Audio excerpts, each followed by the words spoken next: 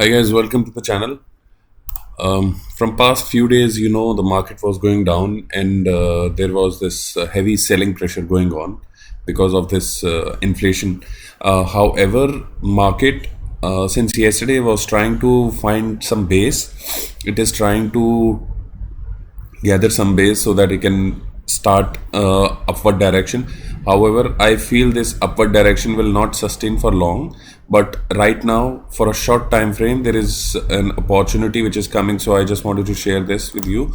If you see Renuka sugar, there is a possible breakdown happening in this. Just a second, let me put this in weekly time frame. Look at this, guys. There is a possible breakdown happening in this. If the Renuka sugar crosses 63.5, somewhere around 63.5, it is an excellent buy, and keep a strict stop loss below the this resistance, somewhere around 62. You can keep a stop loss, and let's see how far the Renuka sugar goes. I have already put a video on Renuka sugar, ethanol blending bill, how it is benefiting.